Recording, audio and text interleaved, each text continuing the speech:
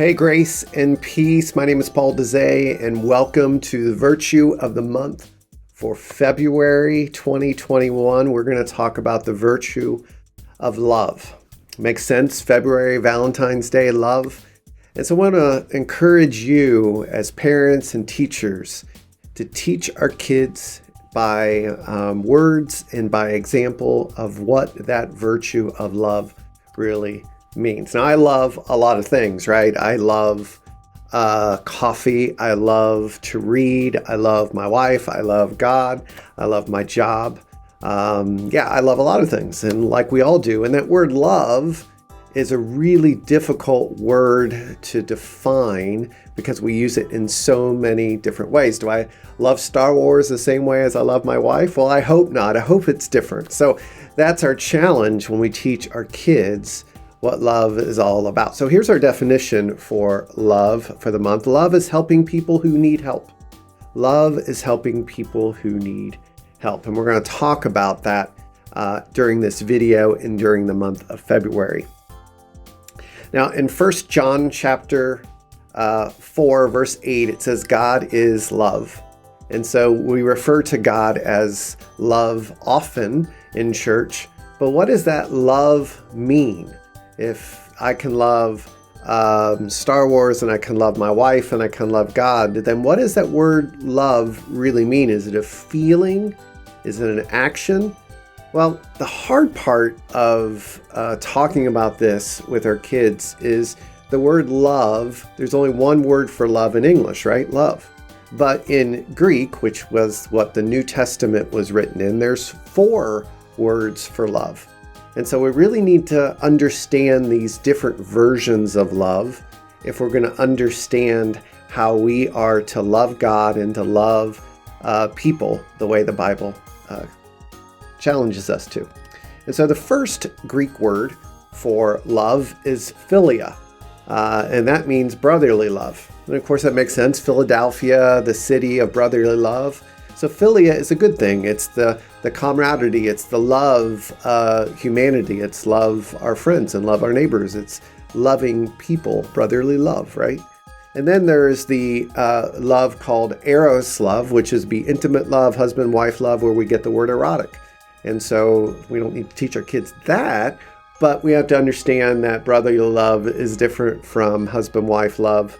And then the third type of love is storge, which is family love. So that's the love that we feel with our kids and our siblings and our parents, storge.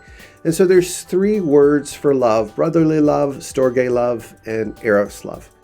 But when the Bible says God is love and we are to love our neighbor and as we love ourselves, the word is the 4th word for love, and that is agape, which is sacrificial love. And so when we read in the Bible that God is love, really what we're reading is that God is agape, or God is sacrificial love.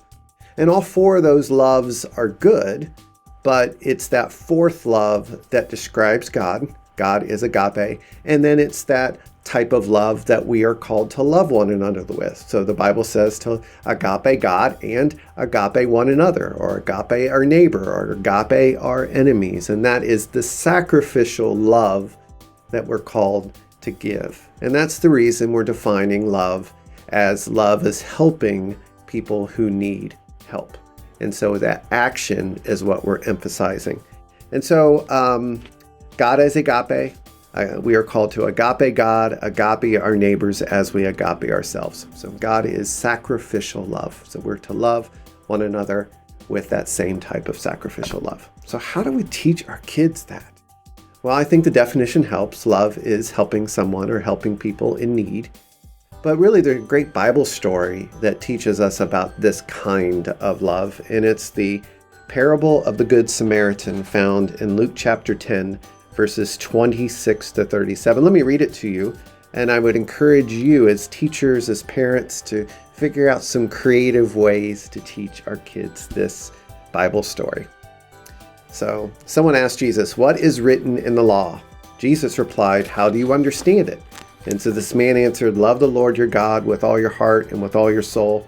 Love him with your whole strength and with your whole mind. Love your neighbors as you love yourself." "You have answered correctly," Jesus replied. "Do that and you will live." But the man wanted to make himself look good, so he asked Jesus, "Who is my neighbor?" Jesus replied, "A man was going down," so he's telling a story. "A man was going down from Jerusalem to Jericho, and robbers attacked him. They stripped off his clothes and beat him. Then they went away, leaving him almost dead." I could picture trying to describe the story to kids that somebody hurt somebody else, and this person who was hurt was laying by the side of the road. And so a priest happened to be going down that same road. When he saw the man, he passed on the other side. So the first man didn't help the man who was hurt. And then it says a Levite also came by, and when he saw the man, he passed on the other side of the road too. So the second man didn't help the man who was hurt. But then a Samaritan. Now, a Samaritan is kind of somebody from a different country, an enemy of the Jewish people. So somebody who you wouldn't think would help.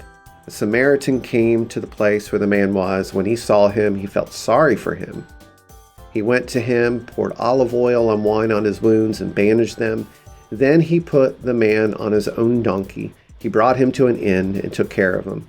The next day he took out 2 silver coins. He gave them to the owner of the inn. "Take care of him," he said. "When I return, I will pay you back for any extra expense you may have." Which of the 3, Jesus asked, do you think was a neighbor to the man who was attacked by the robbers? So which one was the neighbor?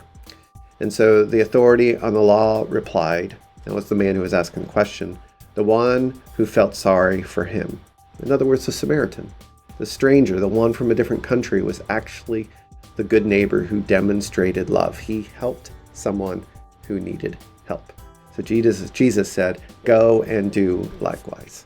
So parents, love is helping people who need help.